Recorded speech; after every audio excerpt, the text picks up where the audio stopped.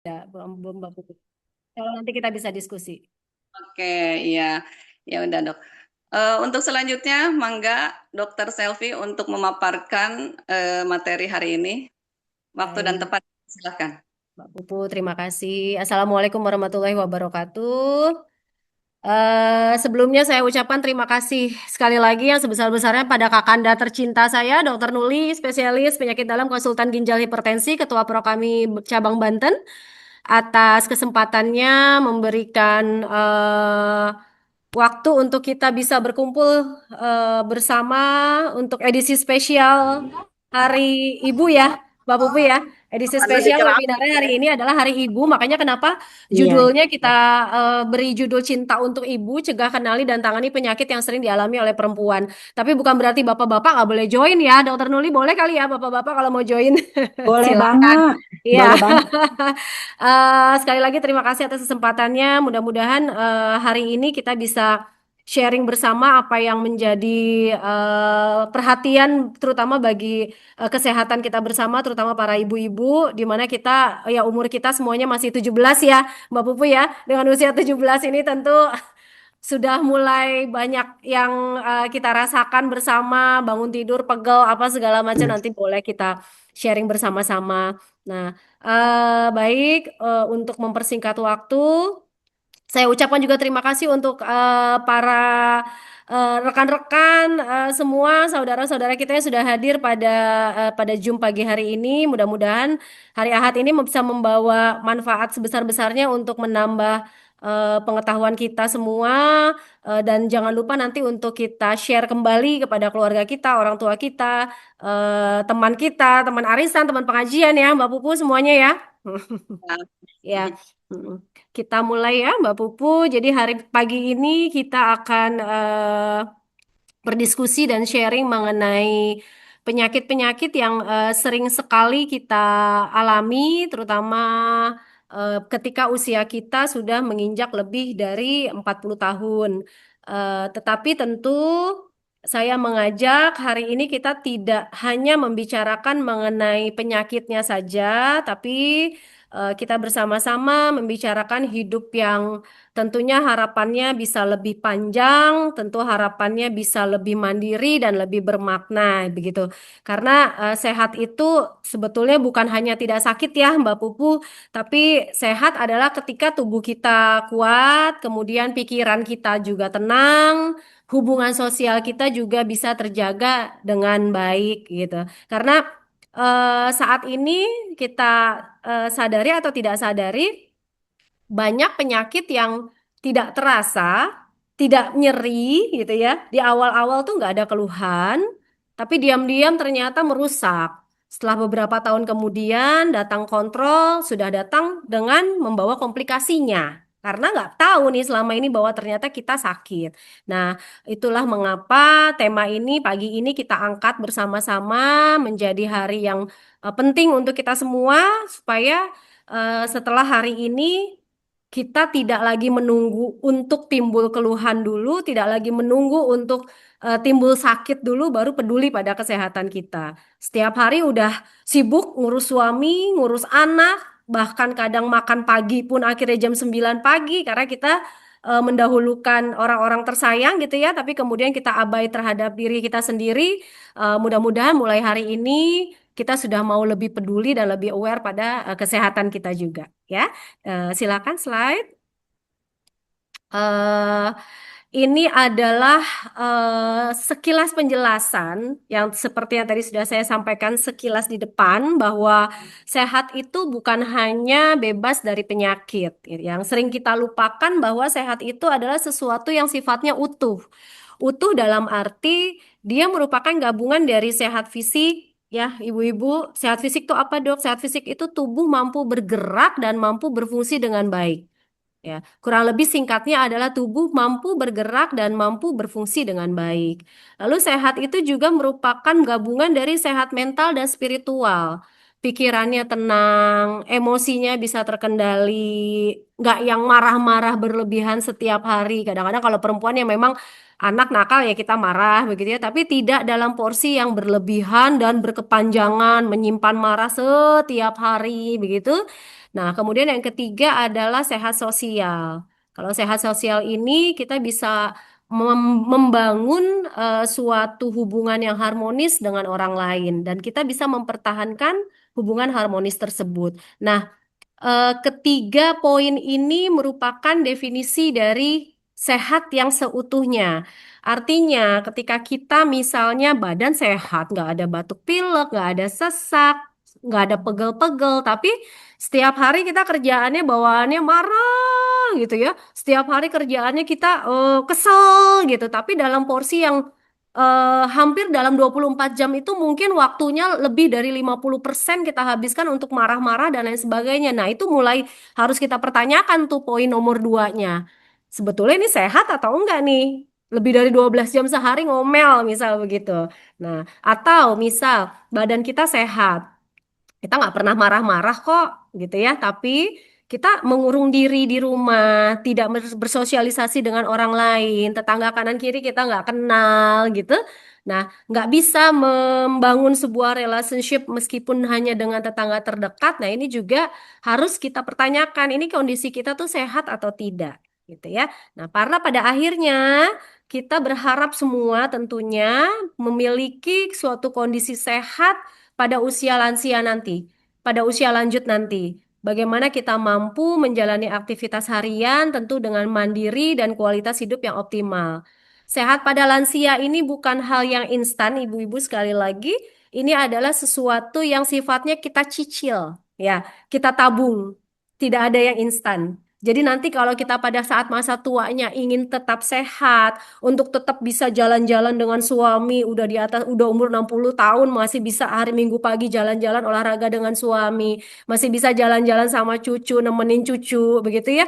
Ini merupakan suatu hal yang perlu kita tabung dari sekarang. Tidak ada yang sifatnya instan. Begitu. Slide. Nah, ada beberapa fokus poin penyakit yang akan kita bahas pada pagi hari ini, eh, yaitu penyakit-penyakit yang acap kali, sering kali kita temui dan sering kali juga kita temui dalam kondisi di mana sudah terjadi komplikasi. Artinya ini adalah suatu penyakit-penyakit yang sifatnya kronis, yang awal datangnya nggak ngetok pintu, yang nggak bilang Assalamualaikum gitu ya Mbak Pupu ya. Tahu-tahu sudah datang ke dokter dengan komplikasi-komplikasinya gitu. Nah, yang pertama yaitu diabetes dan prediabetes. Sekali lagi kita sama-sama ingatkan, diabetes atau kencing manis ini bukan suatu penyakit yang datangnya tiba-tiba. Nah, penyakit ini pasti diawali dengan suatu kondisi yang namanya prediabetes, di mana kadar gula darah kita tuh sebetulnya sudah mulai naik. Tapi karena sering tanpa gejala, kita jadi nggak aware. Kita jadi nggak tahu kalau gula darah kita naik. Nah, kayak apa sih dok gejalanya sebetulnya gitu ya? Kalau sudah mulai prediabetes, di mana kadar gula darah itu sudah mulai naik merangkak perlahan-lahan, biasanya sudah mulai kok suka sekarang tuh mulai cepet lelah ya gitu ya. Kok sekarang udah mulai suka pengennya minum aja nih, kok haus aja bawaannya. Udara dingin juga kok bawaannya haus aja. Atau sering buang air kecil, bolak-balik kamar mandi. Malam hari bangun tidur 3 kali, 2 kali untuk ke kamar mandi, untuk buang air kecil. Atau berat badan juga kok turunnya banyak ya gitu. Padahal saya nggak diet, tapi kok kata orang tambah kurus. Nah, itu sudah harus kita aware-kan sebagai suatu hal yang kita harus periksa lebih lanjut nih. Harus sudah mulai terfikir di kepala kita apakah jangan-jangan ini bentuk kadar gula darah, bentuk gejala dari gula darah kita naik gitu. Ya, prediabetes itu kalau kita periksa ke laboratorium, kadar gula darah sewaktu kita periksa kapanpun itu kadarnya ada di sekitar 140 sampai 199. Kalau gula darah puasanya setelah 10 jam puasa atau sampai 12 jam itu ada di 100 sampai 125. Lalu kalau 2 jam sesudah makan atau 2 jam sesudah tes pembebanan gula darah, pembebanan glukosa gitu ya, itu di 140 sampai 199. Ada satu pemeriksaan yang bisa juga untuk melihat ini adalah suatu pemeriksaan namanya HbA1c, nilainya sudah di 5,7 sampai 6,4. Nah, ini kita harus sudah mulai aware dan hati-hati. Apakah saya dalam kondisi sedang menuju ke arah kencing manis? Nah, kenapa ini jadi penting, ibu-ibu semua?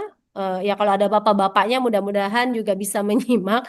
Kenapa kita penting sekali untuk mengenali suatu kondisi prediabetes? Karena di tahap prediabetes ini, ketika kita bisa mengendalikan kadar gula darah kita dengan cara misalnya modifikasi gaya hidup, kita olahraganya jadi kencang, kurangi makan manis dan lain sebagainya, kita bisa menahan itu untuk supaya tidak berkembang menjadi suatu kondisi diabetes mellitus beneran, gitu. Nah, karena kalau sudah jadi diabetes mellitus beneran, gitu ya Bu ya, ini terus akan berjalan bisa menyebabkan terjadinya komplikasi-komplikasi yang pada akhirnya komplikasi ini yang akan menjadi penyebab turunnya kualitas hidup kita.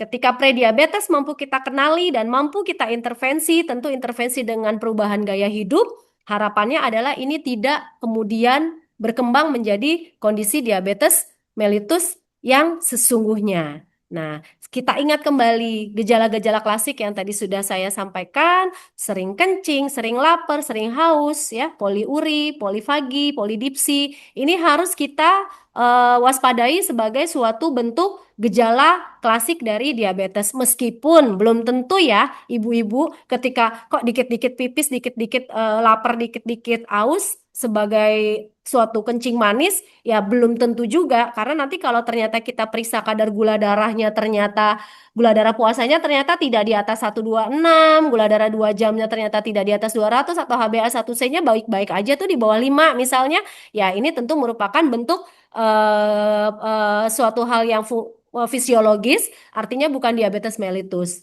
Tapi yang ingin saya tanamkan di sini, poin pentingnya adalah kita waspada.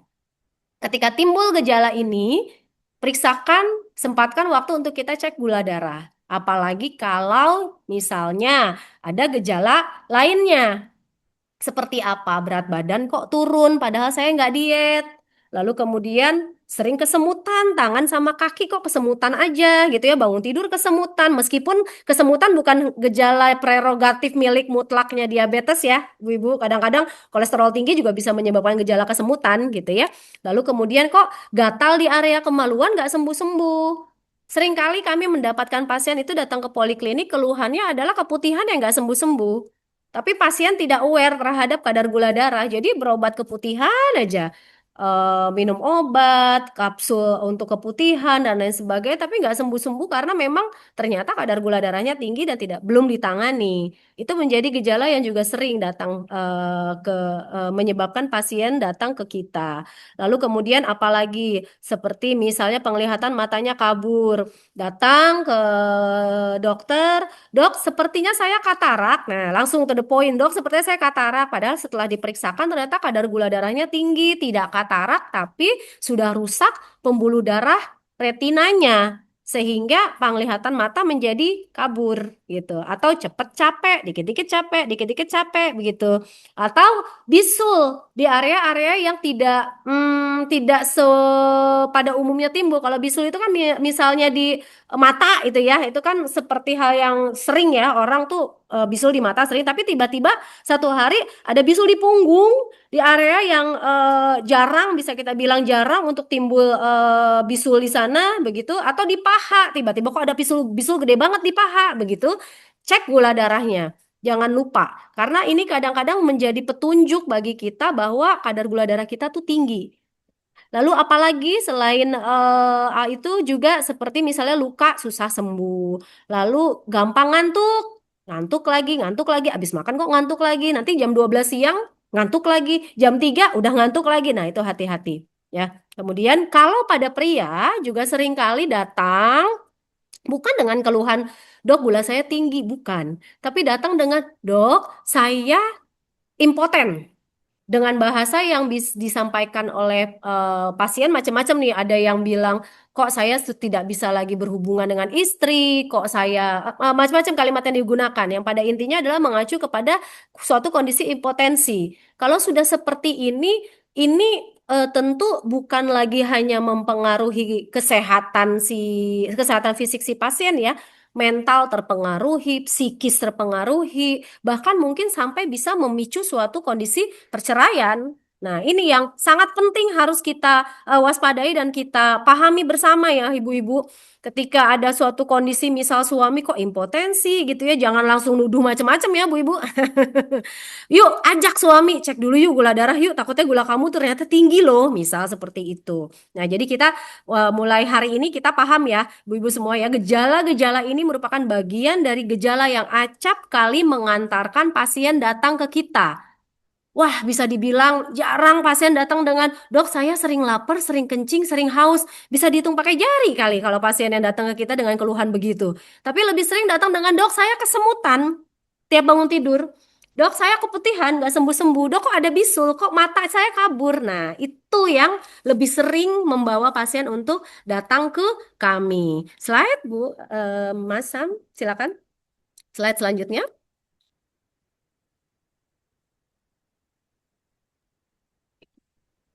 Halo, Mbak. Ya. Masa Mm-mm. Oke, ya.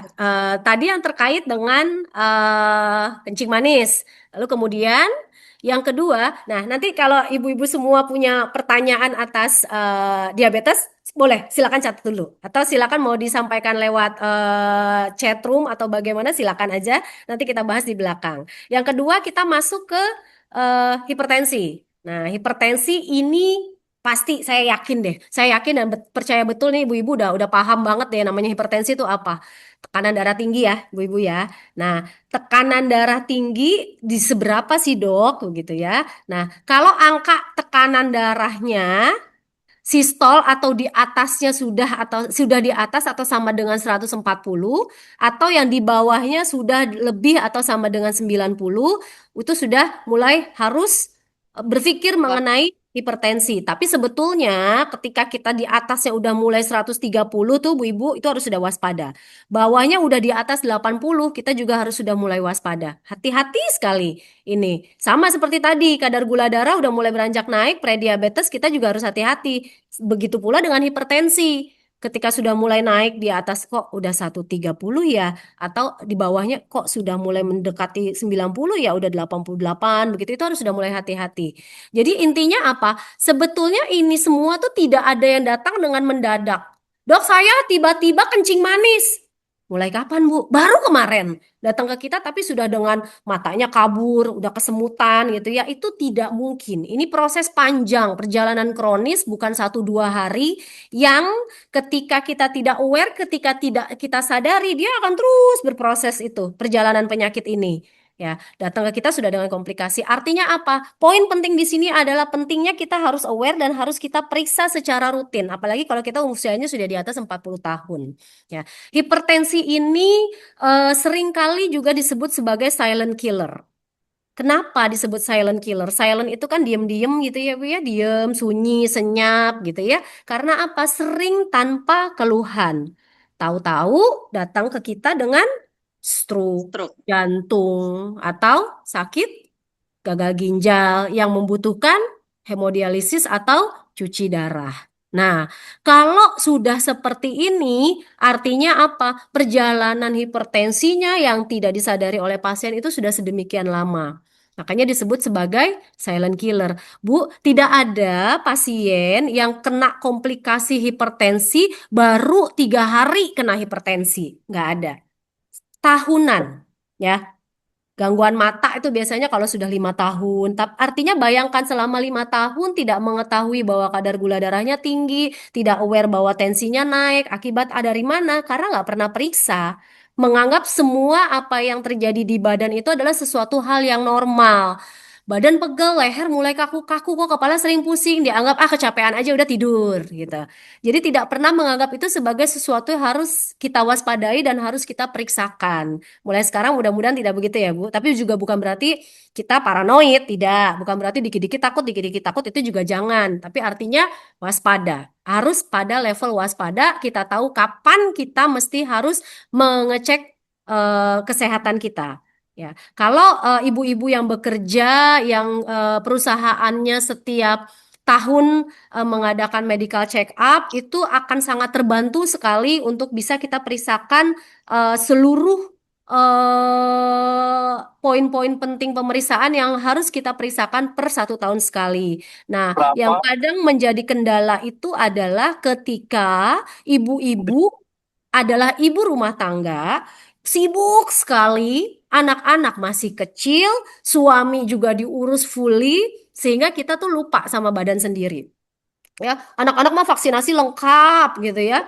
Suami kejaga kesehatannya, obat buat suami mah lancar, setiap hari kita sodorin. Kita sendiri tidak mengurus diri sendiri, tahu-tahu ceder, kena stroke, bayangkan Bu. Ya, bayangkan anak masih kecil, suami masih sangat bergantung untuk urusan domestiknya kepada kita, tahu-tahu kita kena stroke. Ya, kebayang ya, bukan hanya berat di kita, tapi tentu juga berat di suami, berat di anak-anak. Jadi mulai hari ini sekali lagi saya nggak bosan-bosan bilang harus mau peduli sama diri sendiri. Gitu ya. Nah, faktor resikonya apa saja kalau untuk hipertensi ini? Ada dua, ibu-ibu. Mudah-mudahan kalau ada bapak-bapak nggak keberatan kalau saya lebih sering nyebut ibu-ibu ya, Mbak Pupu. Ini ada dua faktor resiko untuk terjadinya hipertensi. Yang satu, resiko yang nggak bisa dimodifikasi. Jadi emang sudah dari sananya begitu punya resiko. Dari lahir, jebret, brojol, seperti itu kita punya. Ya, satu, faktor resiko yang tidak dapat dimodifikasi yaitu usia. Seneng nggak seneng, suka nggak suka, ketika usia tuh sudah kepala 4, ini harus sudah mulai hati-hati. Karena kaitannya nanti sudah mulai dengan kondisi pembuluh darah kita yang tidak lagi elastis, lalu kondisi lain-lain yang menyebabkan akhirnya tekanan darah kita beranjak menjadi tinggi. Lalu kemudian yang nggak bisa dirubah juga adalah jenis kelamin ya. Pria itu punya resiko 2 sampai 3 kali lebih tinggi mengalami peningkatan tekanan darah dibanding dengan kita wanita ya.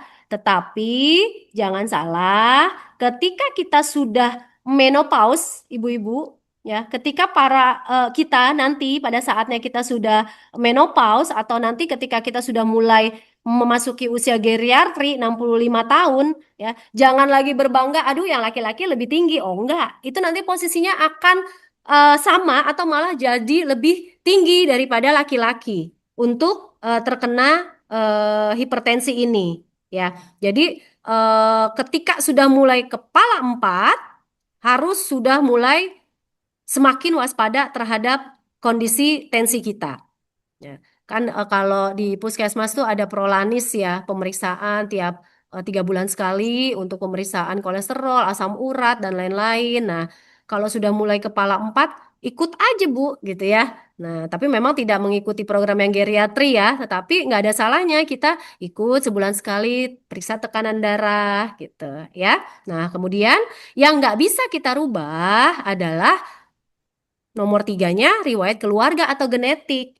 Jadi, Ibu, kalau kita punya orang tua, bapak, ibu kita punya hipertensi, ya, kita memiliki faktor resiko untuk juga mengalami hipertensi. Nah, ini nggak bisa kita rubah. Tapi tentu ketika ini tidak bisa kita rubah, ada faktor-faktor resiko yang bisa kita ubah, yang bisa kita modifikasi, yang bisa kita fokuskan untuk kita perbaiki agar supaya hipertensi ini nggak jadi ke kita gitu loh.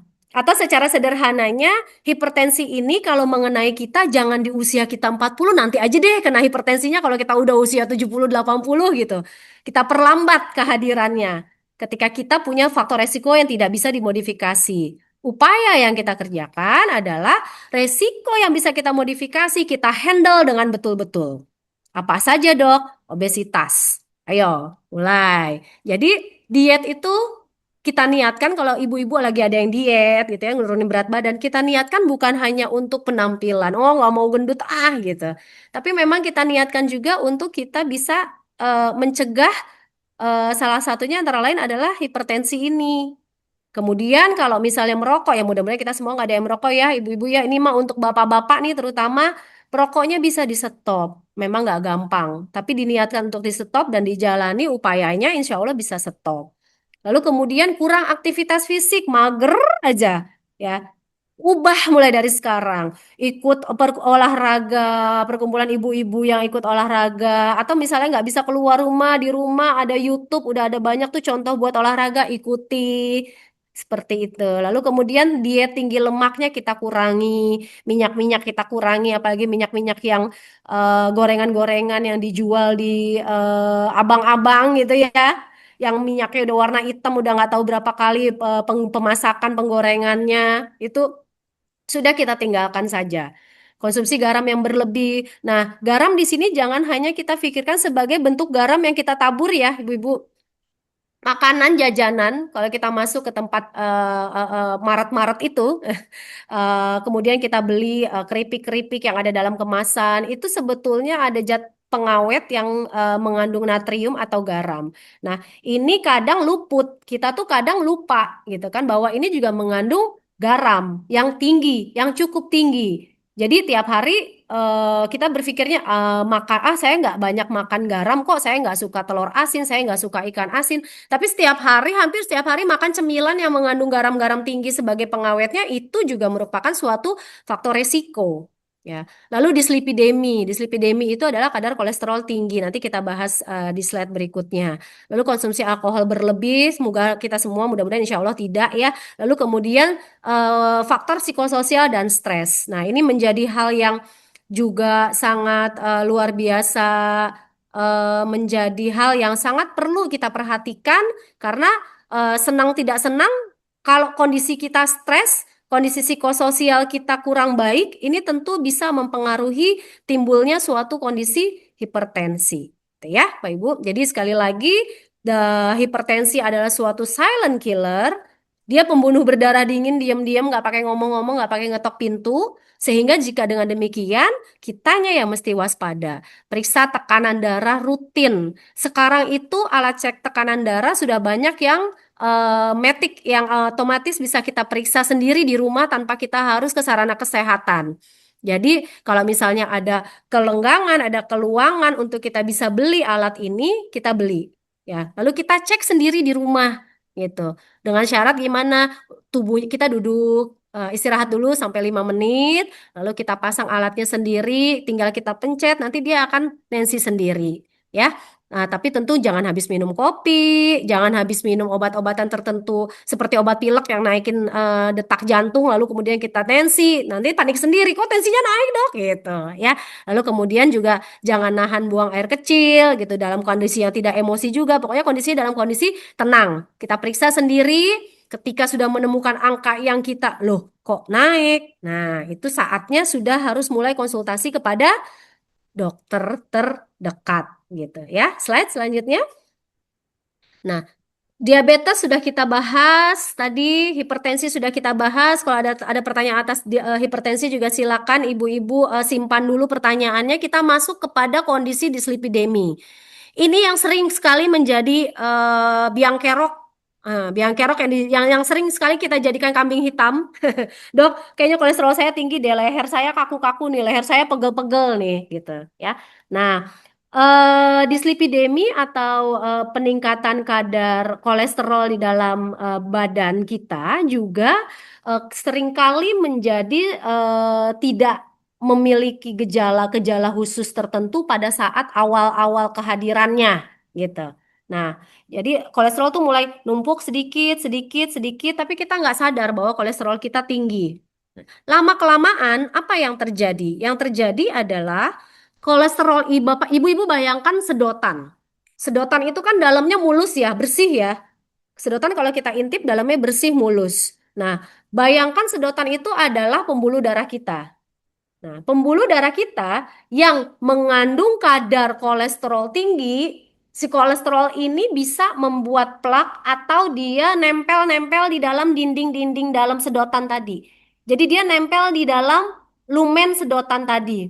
Nah, bayangkan kalau si sedotan tadi di dalamnya itu tertimbun kolesterol-kolesterol atau plak-plak kolesterol ini, kita nggak bisa sedot cairan lagi. Sama dengan aliran darah juga. Ketika kolesterolnya itu menimbun di dinding dalam dari pembuluh darah kita, aliran darah kita nggak bisa lewat, Bu. Ya, ini yang menjadi penyebab kenapa seseorang bisa kena serangan jantung mendadak, kena stroke, kena PAD atau penyakit kaki, nyeri kaki yang malam hari tiba-tiba terbangun sakit luar biasa, nggak ketahanan tuh kaki, gitu. Nah, ini penyebabnya. Ya, jadi di dalam pembuluh darah kita tertimbun dinding-dinding dalamnya tertimbun suatu plak dari kolesterol yang kalau dia menutup rapat aliran darah kita udah nggak bisa lewat lagi dari pembuluh darah tersebut menimbulkan keluhan yang bisa berakibat fatal pada organ yang diperdarahi oleh pembuluh darah tersebut. Gimana maksudnya, Dok? Contoh, pembuluh darahnya yang kesumbat adalah pembuluh darah yang akan menuju ke jantung.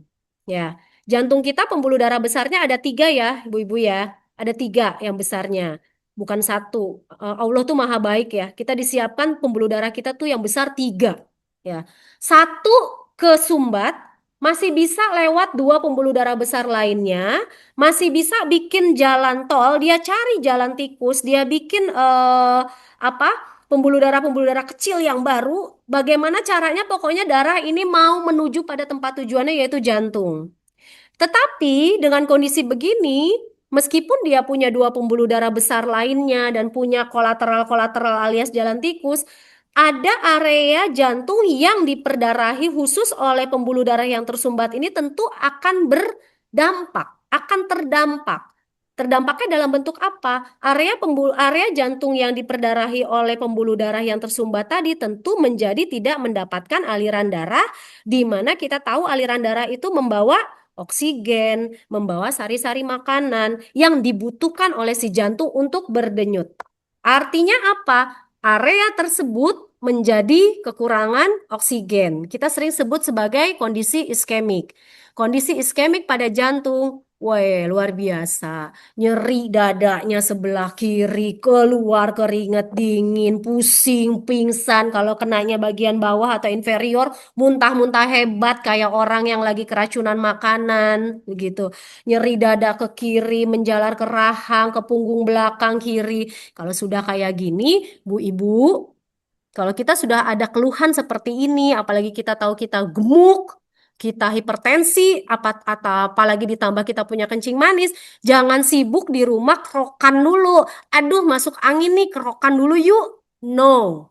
No, no, no. No, no. Pokoknya no besar. Jangan kerokan dulu. Langsung ke dokter, ke sarana kesehatan terdekat agar dipastikan dulu ini bukan suatu bentuk serangan jantung. Ya, kalau ini merupakan suatu bentuk serangan jantung, kalau ini merupakan suatu bentuk serangan jantung, ya, ada istilah time is muscle. Time, waktu is muscle, muscle otot ya. Waktu adalah otot. Secepat apa kita bisa menangani tata laksana awal keemergensian serangan jantung ini, itu akan memberikan dampak akhir nanti akan seperti apa gejala sisanya. Kalau cepat ditangani, tata laksana awal dengan segera dikasih obat-obatan yang tepat sesuai dengan indikasi dan sesuai apa yang dibutuhkan oleh jantung, insya Allah itu bisa sampai tidak ada gejala sisa. Tapi kalau terlambat dikerokin dulu lah, gimana ngapain dulu lah, dibikinin apa dulu segala macam herbal-herbalan dulu, tahu-tahu terlambat, bisa aja belum nyampe rumah sakit, belum nyampe puskesmas sudah meninggal di rumah. Ya, jadi ibu-ibu kita nih mesti cerdas, ya, mesti cerdas. Cerdas kenapa dok? Di rumah tuh ada suami, di rumah mungkin ada orang tua, di rumah mungkin ada mertua, dan ada kita sendiri.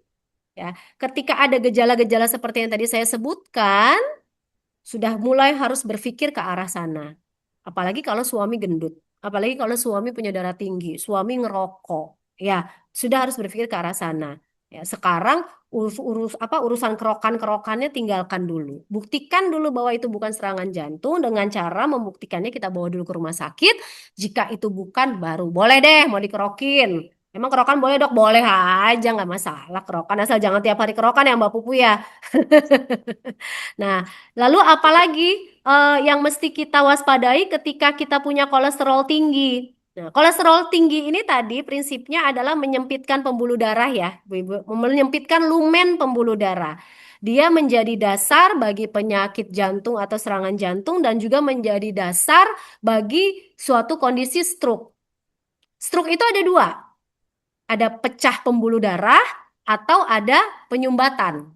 Ya, intinya sama-sama aja, aliran darah nggak bisa lewat di area yang pembuluh darahnya bermasalah tersebut. Misal, ya, plaknya atau timbunan kolesterolnya mengumpulnya di pembuluh darah otak yang menuju otak yang mengatur fungsi pengingatan. Misal, kan fungsi otak tuh fungsi pusat pengingatan di mana, pusat emosi di mana, pusat ini di mana gitu ya, pusat kognisi di mana. Nah, ketika misalnya yang tersumbat adalah pembuluh darah yang menuju kepada pusat pengingatan, ya, menjadi terhambat. Jangan kita ketawain nih, ibu-ibu teman pengajian kita datang dia ingat nama kita, dokter Selfie. Nanti pas tengah-tengah, tiba-tiba dia seperti orang linglung, tidak bisa mengenali kita, ibu namanya siapa? Dia nggak tahu lagi jalan pulang ke rumah, seperti orang yang lupa. Nah, itu harus hati-hati. Apalagi kalau kita tahu beliau punya darah tinggi, beliau punya kencing manis, beliau punya keturunan orang tuanya juga darah tinggi. Itu hati-hati. Jangan-jangan itu sebagai suatu bentuk keluhan stroke awal, yang dimana pembuluh darahnya tersumbatnya di area yang menuju pusat pengingatan.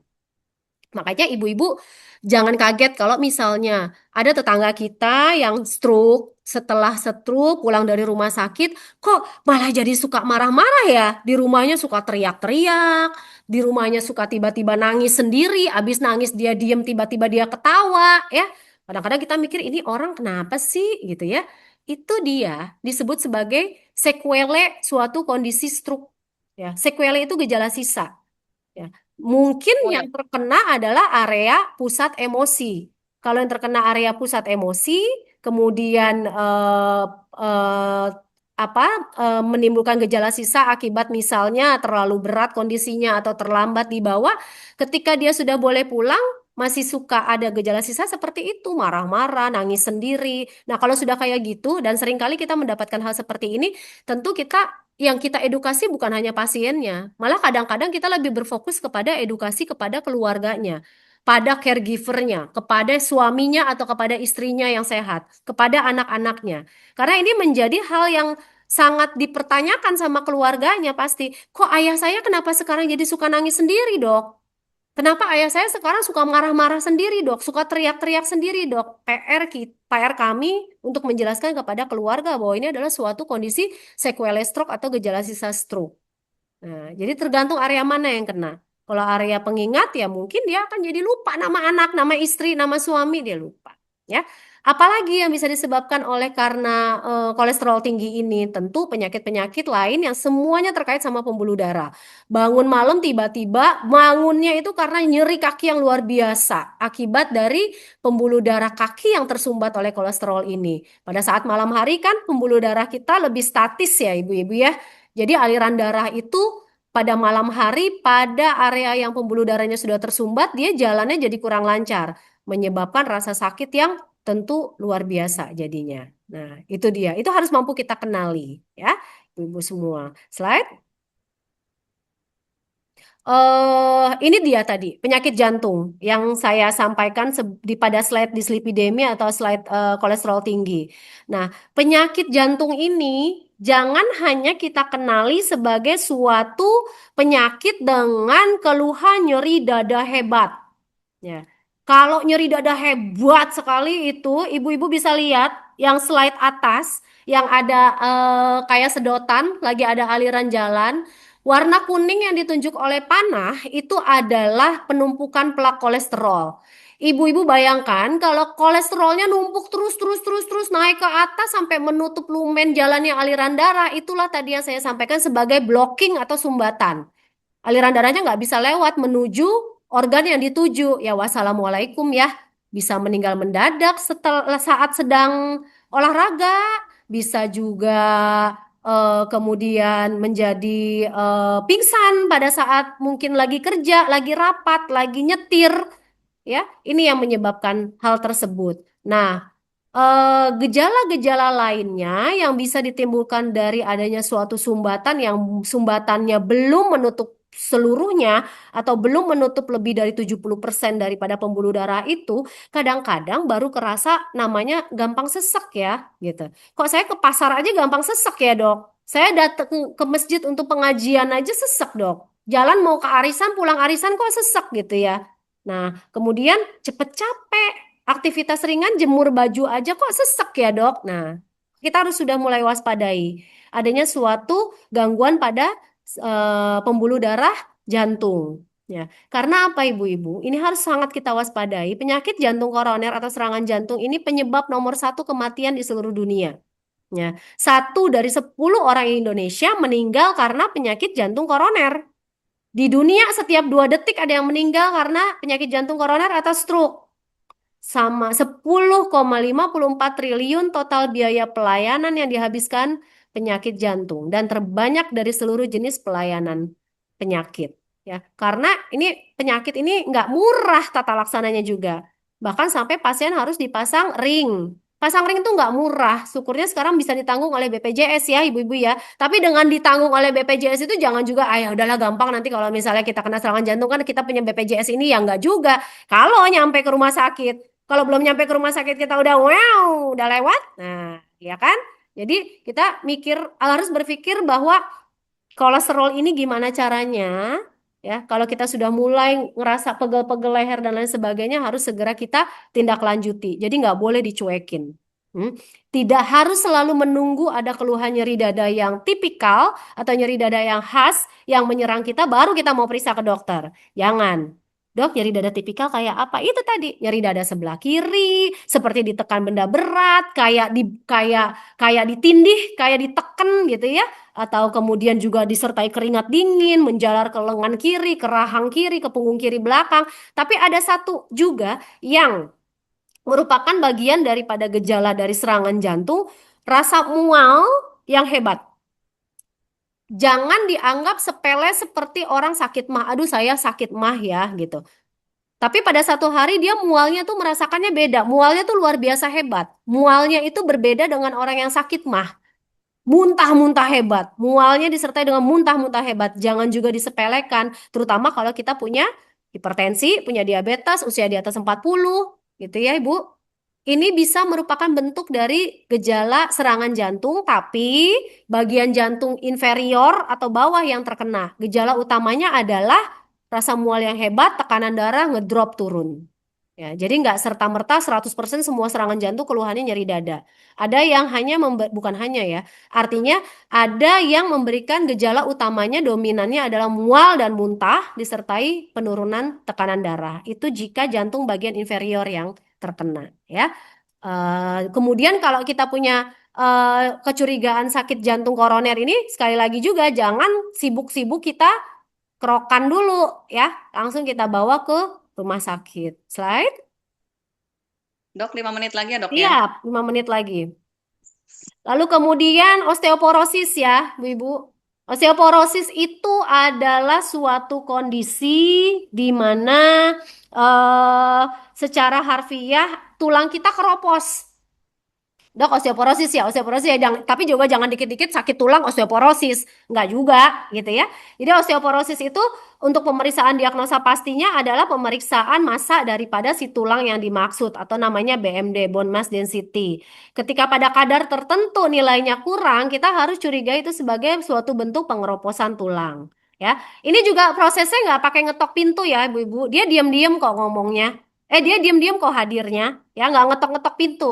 Tapi tahu-tahu tiba-tiba patah tulang. Ya, kesenggol dikit atau keseleo dikit atau jatuh dikit yang semestinya harusnya nggak pakai patah tulang ya. Kok ini jadi patah tulang ya? Nah, mungkin kita sudah punya osteoporosis. Ya, macamnya adalah primer karena memang ada proses dari penulangannya sendiri yang bermasalah, ada yang sekunder akibat penyakit yang lain seperti akibat penyakit ginjal gitu ya, atau yang memang penyebabnya kita tidak ketahui. Nah, penyebabnya apa aja sih, Dok? Kurang aktivitas fisik bisa menjadi faktor resikonya. Ya, kemudian juga adalah kebiasaan merokok juga bisa gitu. Kemudian kurang asupan-asupan makanan yang mengandung kalsium juga bisa. Kurang vitamin D juga bisa. Kurang paparan sinar matahari juga bisa. Ya, ada penelitian ya ibu-ibu pada kita yang menggunakan hijab jilbab memang kadar vitamin D-nya itu yang diserap yang bisa kita serap dari matahari kan juga berkurang ya. Jadi memang pada kita yang menggunakan hijab punya resiko yang lebih tinggi, tetapi tentu bisa kita atasi. Kita atasi dengan ya di rumah itu kan kalau ada sinar matahari ya kita ikutan berjemur gitu, karena memang kita nggak bisa buka ya kalau di luar gitu kan. Kemudian asupan vitamin D-nya juga harus kita lebih bagus. Asupan kalsiumnya juga kita harus lebih bagus gitu ya.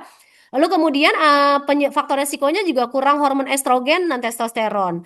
Nah, kalau sudah menopause nanti, ini udah isunya adalah sudah tentang ketidakseimbangan hormon atau menurun dengan drastis kadar hormon estrogen. Ini menjadi faktor resiko kita juga untuk terkena osteoporosis. Makanya ketika kita nanti sudah menopause, ini juga menjadi hal yang sangat perlu kita perhatikan dengan baik.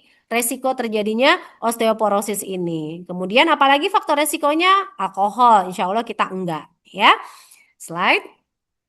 eh ini gejala-gejalanya sering nyeri otot, ngebungkuk kok gampang sakit. Nah, kuku rapuh, sakit punggung, tinggi badan berkurang, atau kesenggol apa dikit kemudian kok tahu-tahu pas dironsen patah tulang gitu ya. Nah, ini mesti kita bisa kenali juga agar tidak sampai kepada patah tulang dulu baru kita sadar bahwa kita ternyata osteoporosis ya gitu. Slide. Kemudian yang lain adalah ya ini tadi sama kebiasaan di usia muda terlalu banyak minum alkohol, males gerak gitu ya, nggak pernah kena matahari, merokok, kemudian konsumsi makanan asin yang berlebihan itu menjadi faktor resiko untuk terjadi osteoporosis di usia muda. Slide. Nah, apalagi yang mungkin bisa terkena sama kita para ibu-ibu perempuan, anemia. Ya, HB-nya rendah dok. HB rendah dengan tekanan darah rendah itu berbeda ya, ibu-ibu nggak sama ya. Nah, tapi anemia itu bisa merupakan penyebab daripada tekanan darah rendah juga, ya. Gitu. Tapi apakah semua pasien tekanan darah rendah pasti anemia? Belum tentu, ya. Kalau anemia itu kita bicara mengenai hemoglobin. Tapi kalau bicara tekanan darah, kita bicara mengenai tekanan darah tentunya, ya. Slide. Anemia defisiensi besi itu banyak ya ibu-ibu karena kita perempuan kan menstruasi itu tiap bulan ya. Dalam menstruasi itu kan darah kita keluar gitu ya. Udah gitu ditambah kita mengkonsumsi makanan yang nggak banyak mengandung zat besinya sehingga pembentukan hemoglobin sel darah merah kita yang memang dibentuk secara berkala punya bahan bakunya nggak bagus. Antara lain bahan bakunya salah satunya adalah besi. Nah, karena besi yang masuk ke dalam badan kita itu kadarnya rendah, tentu dalam membentuk sel darah merah dia menjadi kurang. Ya, kayak kita mau bikin tembok, ada semen, ada pasir. Semennya mah banyak, pasirnya kurang, ya pasti jelek. Jadi kualitasnya sama dengan pembentukan sel darah merah. Akibatnya apa? Kalau HB rendah terus, 5L ya, letih, lesu, lemah, lengloi, lutai, apalah segala macam itu yang depannya L ya, Bu Ibu. Nah, ini juga harus hati-hati. Kita harus cek dan recheck kalau udah keluhan timbul tersebut ya. Slide. Nah, apa yang kita perlukan? Gizi seimbang. Apa yang kita butuhkan, Bu? Gula, jangan lebih dari 4 sendok makan per hari. Garam jangan lebih dari 1 sendok teh per hari. Tapi tentu ini kalau yang pada pasien dengan hipertensi harus lebih restriksi lagi ya garamnya. Gula juga pada pasien diabetes harus restriksi lebih banyak lagi ya. Dan jangan lupa perhitungkan itu makanan minuman yang mengandung zat pengawet, garamnya banyak tentunya. Lemak atau minyak juga maksimal 5 sendok makan aja per hari. Kurangi makanan yang minyaknya itu dalam jumlah banyak kita ngegorengnya, lebih baik yang ditumis-tumis itu jauh lebih baik ya. Jadi perhatikan asupan gula, garam sama lemak. Ya, lebih baik makanan itu minimalisir dalam bentuk digoreng. Kita lebih pilih dalam bentuk direbus, dipepes, dipanggang gitu ya. Itu jauh lebih baik ya. Kemudian di atas meja jangan nambahin lagi tuh gula garam, jangan nambahin lagi kecap dalam jumlah berlebihan. Dalam satu isi piring, ibu-ibu bayangkan piring kita bulat. Bagi tiga bagian piring itu, dibagi menjadi tiga. Satu bagian isinya karbohidrat dalam bentuk nasi atau kentang atau jagung. Sepertiga bagian kita isi dalam bentuk sayuran.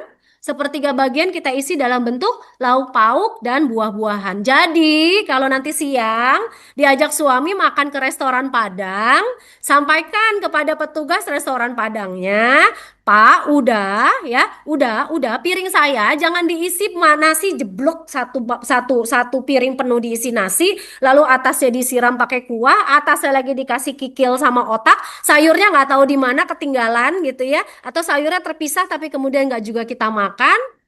Tidak seperti itu lagi. Nanti siang kalau diajak suami makan ke restoran Padang, bilang sama udanya, sepertiga aja nasinya, lalu taruh lauknya di sebelah, sayurnya tolong taruh di piring yang sama agar saya makan. Gitu. Ya, Ibu bisa ya? Bisa. Kalau kita niat mau sehat, bisa. Kalau kita niat mau nabung supaya nanti pada saat masa tua, pada saat masa purna tugas kita, kita masih sehat, bisa. Ya, slide. Apalagi yang harus kita lakukan? Turunin berat badan. Hitung sekarang secara cepat. Berat badan ideal ibu berapa? Tinggi badan dikurangi 100. Kalau yang tinggi badannya di atas 150, kurangi lagi dari 10%-nya. Contoh, Bu Pupu tingginya 160 misal. 160 dikurang 100 adalah 60. Dikurangi lagi dengan 10%-nya. 60 dikurang 6. Jadi maksimal idealnya ada di 54. Boleh nambah nggak dok? Ya nambah-nambah dikit boleh, sampai 56 boleh gitu ya.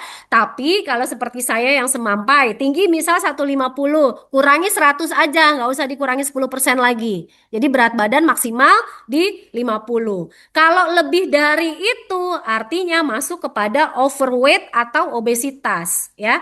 Obesitas itu kegemukan, kalau overweight baru berat badan berlebih. Ingat itu, kalau sudah begini berat badan turun. Gimana cara dietnya? Cara dietnya harus tetap diet sehat. 4 sehat 5 sempurna harus tercukupi tetap ya. Nggak boleh kita nggak makan berhari-hari gitu supaya supaya berat badan turun. Yang ada sakit bukan turun berat badan. Prinsipnya adalah ketika mau menurunkan berat badan, jumlah kebutuhan kalori kita dikurangi dari jumlah yang dibutuhkan secara ideal. Berat badan ideal saya 50. Aktivitas saya berat dikali 30 kilokalori. Jadi saya sehari butuh 1.500 kilokalori. Karena saya rencana mau nurunin berat badan nih 2 kilo. Ya jangan makan 1.500, kurangi sedikit. Jadi sehari misalnya saya makan hanya 1.300 kilokalori. Dok ngitungnya gimana kalau 1.300 kilokalori? Ya memang agak susah ya Bu Ibu ya. Kadang-kadang kita butuh dokter gizi untuk ngitungin ini. Tapi kalau secara simpelnya, secara sederhananya, kurangi lemak, perbanyak sayur, perbanyak buah, lauknya dibanyakin, nasinya dikurangin. Ya, slide. Lalu apalagi aktivitas fisik. Nah, aktivitas fisik ini adalah bentuk olahraga. Prinsip baik, benar, terukur, teratur. Ya, baik itu baik, benar itu artinya begini Bu.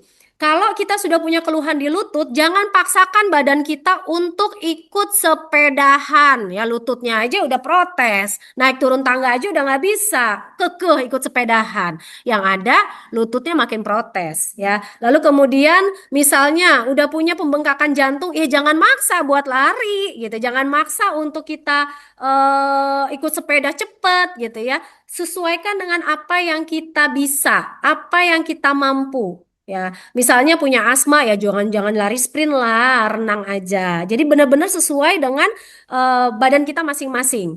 Berapa lama? Secara sederhana 150 menit per minggu dibagi menjadi 5 sesi. Jadi satu hari dalam sehari 30 menit. Jadi dalam seminggu 5 kali. Jadi kita boleh 2 hari tidak olahraga, tapi jangan men-skip 2 hari berturut-turut. Artinya Senin, kalau saya sering menganjurkan Senin Kamis boleh deh ibu. Ibu kan puasa tuh ibu gak usah olahraga dulu. Tapi di luar Senin Kamis selama 5 hari ibu olahraga, sehari olahraga 30 menit. Olahraganya seperti apa? Sesuai kemampuan. Kalau lutut udah protes ya jangan juga lah kita naik sepeda gitu ya. Jalan gitu, jalan cepet, jalan santai sesuai kemampuan. Dengan catatan ketika kita sedang melakukan aktivitas latihan fisik tersebut, jangan di skip berhenti ya, Bu Ibu. Misalnya lagi jalan nih 30 menit kita niatkan untuk latihan intensi latihan fisik. Lalu tetangga manggil, diajak ngobrol dulu, berhenti dulu. Ya udah ulang lagi dari nol. 30 menit itu continue, tidak berhenti, ya. Dok, sampai sebatas mana, Dok? Kalau saya mau lebih dari 30 menit, silakan. Boleh lebih dari 30 menit. Tapi kita punya, nih Allah Maha baik nih sama kita nih. Kita dikasih sinyal kok. Kita bisa cek nadi kita. Kalau nadi kita sudah lebih dari 80% dari nadi maksimal kita, stop, jangan dipaksain. Tapi kalau pada orang-orang tertentu yang sudah punya riwayat sakit jantung gitu ya, jangan maksa sampai 80%. 60% aja cukup. Cara ngitungnya gimana? Ya, ini nanti slide-nya bisa silakan slide-nya kalau mau diambil, lalu kemudian hitung sendiri ibu-ibu. Nih, ada angkanya ya. Misal saya eh usia 20 tahun misal. Maka yang saya gunakan apa? 220 dikurangi usia saya 20 sama dengan 200 denyut per menit ya. Tapi 200 denyut per menit itu kan kalau 100%. Saya aktivitasnya berat sih dok sehari-hari. Saya masih sanggup kok sampai 80%-nya untuk target saya. Ya 200 kayak 80, 160 kali per menit. Ketika kita lagi olahraga, nih nadi udah kelihatan angkanya udah menunjuk 160, di slow down, jangan diterusin. Kalau diterusin yang ada kita serangan jantung nanti, yang ada stroke. Udah sampai 160 slow down dulu, perlahan lahan lahan lahan, tapi jangan langsung berhenti juga ya Bu. Pelan-pelan dipelanin ya.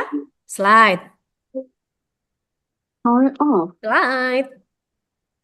Ya, ini ya, stay Slide pasang. aktif ya. Kita mempertahankan otot tetap kuat. Pokoknya harus bergerak aktif setiap hari supaya juga tidak hilang kepadatan tulang kita, tidak cepat osteoporosis, berat badan juga tidak cepat naik, diabetes sama jantung juga bisa terhindar, ya. Meningkatkan energi dan kualitas kesehatan jiwa itu tentu intinya daripada latihan fisik ini. Jadi harus selalu aktif. Slide.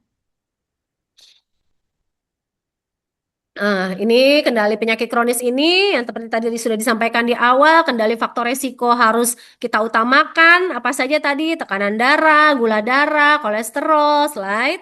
Itu harus kita kendalikan dengan betul-betul secara maksimal. Kapan cek tekanan darah? Nah, lihat. Pokoknya kalau tekanan darah tadi seperti saya bilang, sudah angkanya udah angka nggak enak nih gitu ya. Udah kok udah di atas 120, udah di atas 130, udah jangan segan-segan langsung melangkahkan kaki datang ke dokter untuk periksa ya. Nah, idealnya adalah setiap 5 tahun kalau normal-normal terus. Tapi kalau udah mulai-mulai di atas 120, 129 ya 3 tahun sekali deh. Tapi kalau sudah di atas 130 setiap tahun. Kalau sudah dikatakan kita punya tekanan darah tinggi sebulan sekali cek. Ya, gitu. Slide. Oke, yang wajib cek kolesterol semua. Usia di atas 45, aktivitas fisiknya jelek, cek, cek, cek. Udah mulai ada keluhan, kesemutan, pegel-pegel, cek semua. Apalagi yang gemuk-gemuk, gendut-gendut, cek. Ya, slide. BPJS bisa kok cek-cek kolesterol itu juga ya, Bapak Ibu ya. Nah, satu lagi nih, manajemen stres ya. Nah, ini mungkin slide terakhir saya nih, manajemen stres ini. Gimana dok? Saya stres mulu. Cara meningkatkan kebahagiaan gimana? Hormon kebahagiaan ada 4, Ibu-Ibu. Dopamin, serotonin, oksitosin, dan endorfin. Punya cara khusus untuk meningkatkan itu secara gratis ya. Gratis. Artinya apa? Satu, kalau kita bersyukur, sholat, berdoa, ya sujud sama Allah, itu dopamin kita otomatis naik kok. Ya, otomatis naik. Iya, maaf Bu April, kecepatan presentasinya udah disuruh ini buru-buru soalnya Bu. Ya Bu April ya, maaf ya Bu April. Kemudian mendengarkan musik, ya, murotal, tidur cukup, dopamin kita naik, ya, di reward chemical namanya. Lalu yang kemudian serotonin, mood stabilizer tuh, ya, berdoa, beribadah, sholat, meditasi, olahraga, gratis nggak pakai bayar, serotonin kita naik, menjaga, menstabilisasi mood kita. Lalu kemudian hormon cinta, the love hormone ya, oksitosin ya ibu-ibu ya, berpelukan dengan suami, berpelukan dengan orang tua, dengan anak, menolong orang lain. Kemudian orang lain yang kita tolong itu juga senang, itu otomatis oksitosin kita keluar kok. Ya, boleh boleh Bu Dwi, nanti silakan kemudian menghabiskan waktu bersama teman-teman kita gitu ya. Ibu-ibu pengajian, ibu-ibu arisan, ketemu teman-teman tetangga, love hormone kita keluar loh. Ya. Nah, kemudian memberikan pujian, lalu jalan ke mall sama suami pegangan tangan, the love hormone keluar secara gratis. Materinya nanti boleh di-share, Nu. Ambil aja, Nu. Gratis, Nu. Ini banyak yang ini ya. Kemudian endorfin. Endorfin itu painkiller. Ya, kadang-kadang kita kalau sakit, nyeri nggak ketahanan, dokter akan ngasih obat-obat yang akan mengendalikan hormon endorfin ini. Ya, tapi bisa kita dapatkan secara gratis dengan cara tertawa, menonton film komedi yang mancing kita ketawa, makan coklat, rutin olahraga, mendengarkan musik, murotal, makan makanan pedas. Tapi ini tentu tidak untuk orang yang mah ya. Saya nggak nganjurin. Lalu menghirup aromaterapi, endorfin kita keluar. Dia painkiller. Ya, ini antara lain sesuatu hal yang gratis yang bisa kita dapatkan yang membantu badan kita untuk melepaskan hormon ini dan meningkatkan kebahagiaan kita. Jadi mental itu kejaga gitu ya. Gratis kamu tuh nggak ada yang bayar tuh. Masa meluk suami bayar? Ya kan nggak ya. Pegangan tangan sama suami nggak bayar. Yang bayar kalau kita masuk ke toko ya, gandeng suami bayar gitu ya, beli sesuatu. Slide, slide Bu Pupu. Nah, slide terakhir ya Bu Pupu ya. Ya, sekali lagi Oke, saya ingatkan, kita semua sama-sama saling mengingatkan aja Ibu-ibu. Kesehatan itu investasi terbaik. Satu langkah sehat setiap hari, kita hidup sehat, hidup bahagia. Kita nggak mau nanti usia tua kita menjadi beban bagi anak, menjadi beban bagi suami. Ibu-ibu nggak mau kan kita usia 60, maaf-maaf, jangan sampai kita stroke, makan harus disuapin sama suami, kita cebok, buang air besar harus dicebokin anak, mandi harus dimandiin suami. Kita nggak mau begitu. Pun sama, kita juga nggak mau dong suami kita nanti usia 60, suami udah kena serangan jantung, mau kita ajak jalan ke mall aja udah nggak bisa karena sesek dan lain sebagainya. Kita nggak pengen seperti itu. Tentu kita semua pengen ketika usia tua nanti, masa purna tugas kita nanti kalau kita yang bekerja ya, adalah masa di mana kita punya waktu lebih luang bersama pasangan, bisa jalan-jalan, bisa ngajak cucu jalan. Nah, itu semua nggak instan. Semua kita tabung dari sekarang, kita cicil dari sekarang, kita niatkan untuk kita ibadah nanti, kita niatkan untuk kita tidak merepotkan siapapun pada saat usia tua kita nanti, ya. Nah, ada pantunnya Mbak Pupu, ya. Pergi ya, pagi membeli D5. Eh, pergi pagi membeli oke. D5. Cakep, katanya gitu ya. Tidak Siap, Dok. lupa singgah membeli jamu. Nah, raga Cakep. sehat, jiwa pun bahagia. Mari rawat kesehatan sepanjang waktu. Demikian dari saya, mudah-mudahan berkenan. Saya kembalikan kepada Bu Pupu. Terima kasih, Mbak Pupu. Sama-sama, Dok. Jajakillah. Mantap, Dok. Di sini, Dok, terlihat sama kita ya peserta udah 49 orang, tadi sempat 50, Dok ya. Ada yang mundur lagi. Mungkin maaf ya, Dok ya. Tadi saya bilang 5 menit lagi untuk memberi kesempatan untuk peserta untuk mengajukan pertanyaan. Di sini di kolom chat udah ada yang bertanya, Dok. Ya, Langsung aja siap. langsung aja, Dok ya. Dari Ibu JT Lydia Aprilini, Arlini ya. Eh, Ya, yang ditanyakan apa yang perlu disiapkan dalam menghadapi menopause? Ya, Dok, makanan atau vitamin yang harus dikonsumsi. Mungkin ini global nih, Dok, bisa menjawab Ya. semua prepare untuk menghadapi masa tua. Silakan, Iya, Dok. iya, iya, betul. Pertanyaannya ini adalah pertanyaan yang sering disampaikan oleh pasien dok. Saya tuh mulai khawatir loh mau menghadapi menopause, saya mesti ngapain ya dok, gitu ya. Nah, pertama adalah yang mesti kita pahami. Semua adalah pahami bahwa menopause itu proses alami akan dialami oleh semua orang siapapun, mau presiden, mau dokter, mau apa semua akan menopause. Ini bukan penyakit, ya. Ini suatu fase alami dalam kehidupan perempuan biasanya mulai terjadi di usia 45 tahun, ditandai dengan berhentinya menstruasi secara permanen.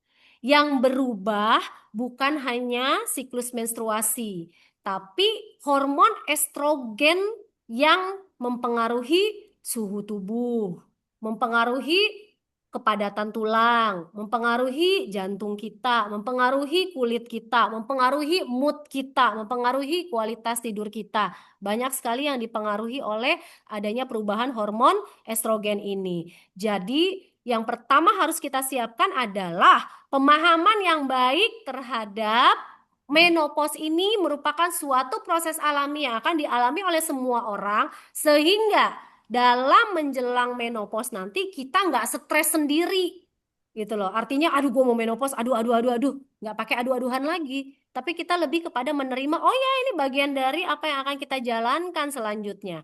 Kita hadapi, gitu ya, ngobrol sama suami. Saya menstruasi sudah tidak rutin, ini sepertinya akan menjelang menopause. Mohon maaf lahir batin dulu di awal. Kalau nanti saya tiba-tiba tahu-tahu marah, tiba-tiba saya nangis, siapa? Jangan marah ya ayah ya. Ini adalah bagian dari bentuk menopause kita. Pasangan perlu disampaikan agar pasangan tidak salah prasangka. Kalau tidak disampaikan demikian, kenapa nih istri saya selingkuh nih kayaknya nih. Nah, gitu ya. Tiba-tiba soalnya marah-marah melulu nih gitu. Ya, jadi harus komunikasi dengan pasangan. Jadi tidak perlu takut, siap dan waspada. Lalu yang kedua apa? Setelah penyiapan mental, yang kedua adalah kita siapkan badan kita. Kenali perubahan apa yang terjadi di badan kita, ya. Apa sih yang paling sering? Nomor satu adalah hot flashes. Rasa panas mendadak terutama di area wajah dan badan.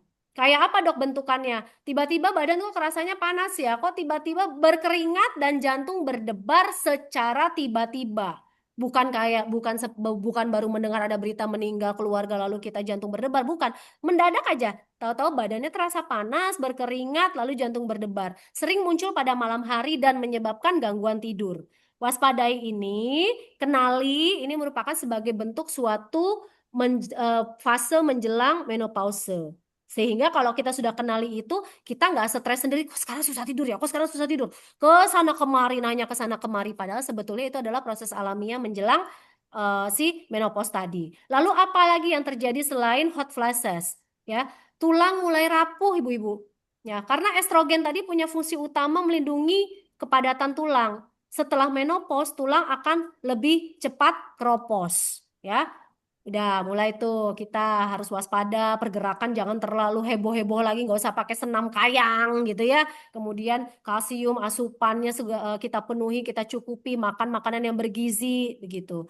Lalu kemudian apalagi resiko jantung meningkat. Estrogen melindungi pembuluh darah kita. Makanya kenapa ibu-ibu kita bersyukur sekali perempuan sebelum menopause akan insya Allah terlindung dari yang namanya serangan jantung.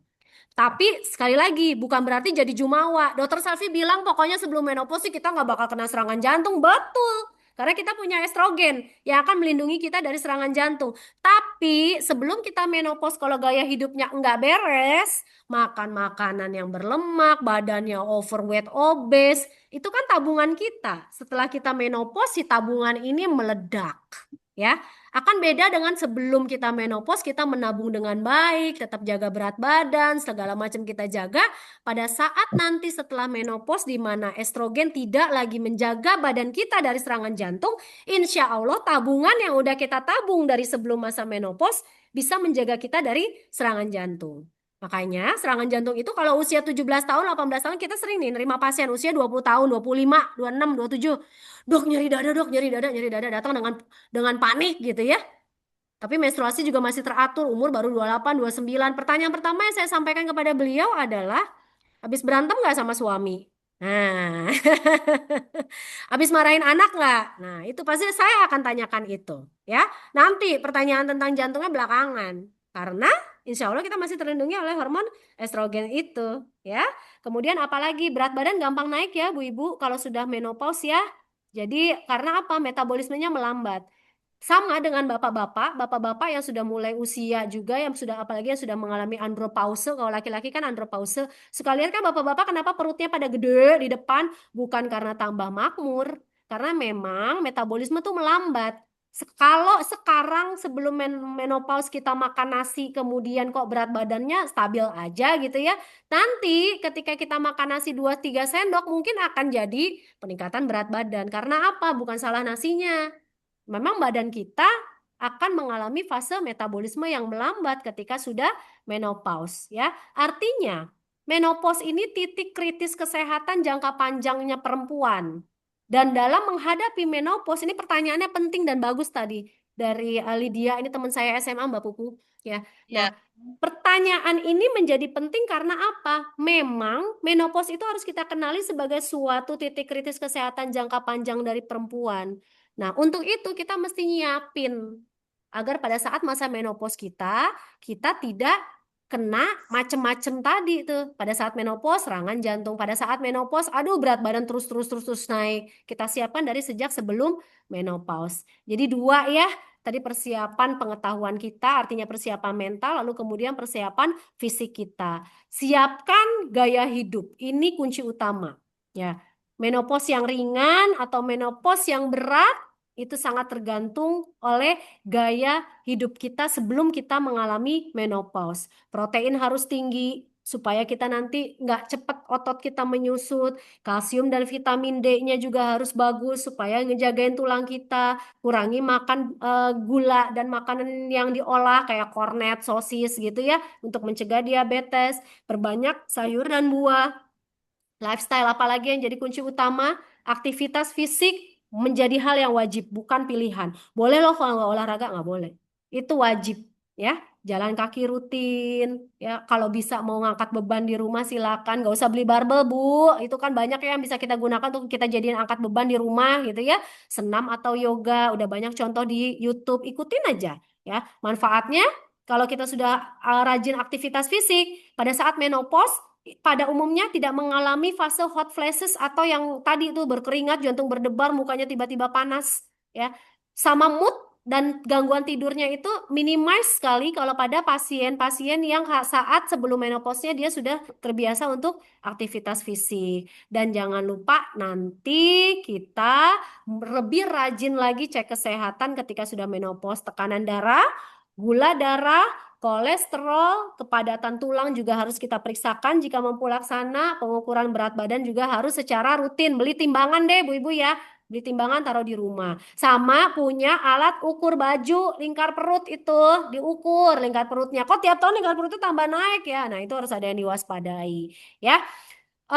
Satu isu lagi yang terkait dengan menopause memang juga isu yang nggak bisa kita anggap enteng adalah we have to prepare. Kita memang harus mempersiapkan kehidupan intim dan kualitas hidup kita bersama suami nanti pada saat kita sudah menopause. Ya, karena apa? Penurunan estrogen akan menyebabkan vagina itu kering, nyeri saat berhubungan atau dispareni, kemudian libido itu akan menurun. Ini bukan hal yang tabu. Ini hal yang memang terjadi secara alamiah akibat penurunan estrogen dan ini bisa dibicarakan dengan dokter. Ya. Tujuannya bukan hanya sekedar untuk fungsi seksual bisa tetap berjalan seperti biasa, seperti sebelum menopause, tapi untuk kualitas hidup dan kepercayaan diri kita dan keharmonisan bersama pasangan. Ya, jadi kalau misalnya sudah sampai pada tahap di mana ibu-ibu merasa ini sepertinya perlu dikoreksi atau ini sepertinya mesti perlu saya bicarakan dengan dokter, nggak usah malu. Datang ke dokter, sampaikan, bicara bersama dan dicarikan solusinya. Dan kalau saya lebih akan menyarankan ibu datang bersama suami. Jadi suami juga mendengar penjelasan dari dokter, akhirnya bisa sama-sama untuk menyelesaikan permasalahannya bersama-sama. Jadi sekali lagi menopause bukan sesuatu yang harus ditakuti, melainkan fase yang perlu kita persiapkan dengan bijaksana, dengan pengetahuan, gaya hidup sehat, pemeriksaan rutin, kita perempuan bisa menjalani masa menopause kita sehat nanti dengan tenang, sehat, bermartabat. Itu penting. Tenang, sehat, bermartabat. Ya, artinya apa? Tetap masih bisa berfungsi dalam kehidupan keluarga, masih tetap memiliki martabat dalam keluarga pada saat kita menopause nanti. Ya, demikian Mbak Pupu, demikian Lid. Dok, satu lagi tuh dok, Boleh. makanan Apa tuh? vitaminnya. makanan dan vitamin apa untuk mencegah menopause yang ini ya, menopause yang sakit-sakitan maksudnya? Oh ya, kalau mencegah menopause kan nggak bisa ya, itu pasti akan kita alami. Menjaga agar kita pada saat masuk fase menopause nanti tetap tetap tetap produktif, tetap sehat ya.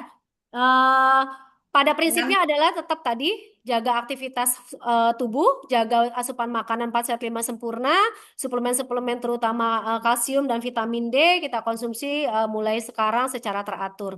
Agar supaya nanti, nah ini yang suka dikeluhin juga tuh, kulit kan jadi keriput ya, kulit jadi kering, kulit jadi kelihatan gak sehat. Gak usah repot-repot, nanti kalau udah menopause, wah semuanya dioperasi plastik biar kenceng dan lain sebagainya. Perbaiki dari dalam, minum vitamin, makan yang bergizi, kalsium, vitamin D, berjemur matahari kita kerjakan ya. Karena pada saatnya semua akan berkeriput kok, nggak usah takut. Mau sampai kapan kita kejar supaya tidak berkeriput ya, karena memang semuanya akan mengalami fase keriput itu kok ya. Ya, Mbak Bu, silakan. sepertinya Bu JT Lydia puas banget nih dok. Thank you for information, Dok. Ya, Lid. Sama-sama. Searching Heeh. sendiri. Ya udah lanjut ke Ibu Gaca ya, Ibu Gaca dok. Di sini yang ditanyakan itu dok, kebanyakan mayoritas orang itu denial dengan kebiasaan merokok ya dok ya. Ya. Kenapa? Kalau misalkan orang yang merokoknya banyak itu panjang umur, sedangkan yang tidak merokok dan hidup sehat itu banyak yang meninggal katanya dok gitu. Aha. Ini pertanyaan yang sering saya dapatkan ketika saya lagi praktek. Dok, tetangga kemarin habis meninggal tuh. Hidupnya sehat banget, olahraga tiap hari Minggu saya lihat dia naik sepeda gitu ya. Kenapa dia meninggal lebih cepat daripada saya? Saya kan ngerokok nih. Saya cuma tiap sebulan sekali, tapi saya tiap sebulan sekali bisa sehat ini minum obat yang rutin dokter kasih obat hipertensi dan lain-lain. Tapi tetangga saya enggak ngerokok meninggal tuh gitu ya. Wah, ini sering banget nih Bu Pupu, pertanyaan kayak Mbak Gaca gini ya. Jadi begini, eh ini pertanyaan adalah pertanyaan yang cerdas secara logika ya Mbak Gaca. Eh, eh, Kalau untuk sebuah pertanyaan yang cerdas dan perlu logika, tentu saya nggak bisa menjawab secara simpel. Saya mohon izin untuk lebih menjelaskan secara detail agar supaya nanti ibu-ibu semua di sini setelah hari ini sama-sama bisa jadi mediator kita untuk menyampaikan ini kepada masyarakat. Pasti masyarakat akan banyak tuh yang denial dan ngomongnya begitu. Tetangga sebelah sehat-sehat aja dia nggak ngerokok meninggalnya lebih cepat. Nah, gini, kenapa ada orang merokok, rokoknya sehari 2 bungkus gitu ya, tapi panjang umur, dan ada yang tidak merokok tapi cepat sakit. Jawaban singkatnya ya, kalau ibu-ibu mau menjawab ini, ya kalau ada yang nanya gini, satu, ya, kalau jawaban singkat, ya, umur panjang itu bukan ditentukan oleh satu faktor. Umur panjang itu gabungan banyak faktor, ya. Dan merokok adalah faktor resiko, bukan faktor mutlak yang menentukan dia akan panjang umur cepat meninggal, gitu ya. Bukan faktor mutlak satu-satunya yang menentukan ya orang ini akan panjang umur atau orang ini akan cepat meninggal. Ya, kita bahas pelan-pelan ya, Bu Ibu. Saya ingin betul-betul saya berharap ini ada pemahaman yang betul-betul kita bisa pahami bersama agar kalau ibu-ibu punya suami siang ini kabarin. Jadi beliau mau berhenti merokok. Ya, satu, merokok itu menaikkan resiko bukan menentukan nasib. Ya, ilmu kedokteran itu tidak pernah mengatakan bahwa kalau merokok pasti mati muda. Nggak pernah tuh kayak gitu. Yang dikatakan ilmu kedokteran adalah merokok meningkatkan resiko penyakit dan kematian dini. Jadi secara analogi sederhananya, ya, tidak pakai helm itu kan tidak selalu membuat orang meninggal ya, Bu Ibu ya. Tapi kalau tidak pakai helm, resiko cedera berat ketika kecelakaan akan jauh lebih besar. Ya, ada orang yang jatuh nggak pakai helm tapi selamat. Nah, artinya apa? Bukan berarti helm tidak penting. Jadi kalau kita gabungkan dengan rokok, ya, rokok ya tidak selalu membuat orang akan meninggal lebih cepat daripada yang tidak merokok. Tapi resiko untuk mengalami kematian lebih cepat itu lebih tinggi pada orang yang merokok. Itu satu. Udah tahu kayak begitu masih tetap dikerjain. Nah, satu analoginya. Yang kedua, ada faktor genetik di sini, Bu Ibu. Ya, dok kok dia kanker paru ya, padahal nggak ngerokok. Saya ngerokok banget loh, tapi saya nggak kena kanker paru. Ada keterlibatan faktor genetik dalam timbulnya suatu karsinoma. Ya, meskipun tidak selalu.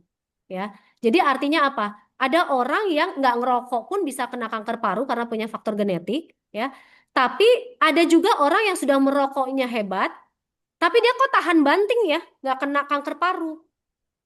Jadi jadi orang-orang tuh ada yang memiliki gen metabolisme racun yang lebih baik, ada orang-orang yang memiliki gen sistem perbaikan selnya yang lebih kuat, ya. Ada juga orang yang memiliki respon peradangan yang lebih ringan. Jadi genetiknya itu sudah seperti itu dari sananya. Karena tiap orang tidak lahir dengan tubuh yang sama. No one yang identik, bahkan kita dengan orang tua juga tidak identik.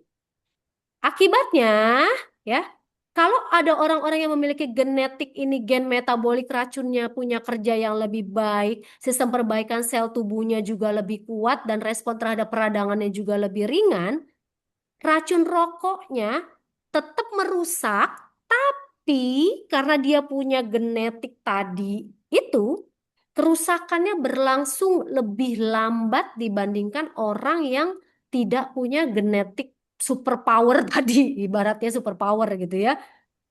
Kerusakannya tetap terjadi, tapi menimbulkan gejala, menimbulkan sesuatu yang bisa kita sadari, menimbulkan sesuatu yang terlihat oleh mata dalam bentuk sebuah penyakit, bisa timbul lebih lambat, ya.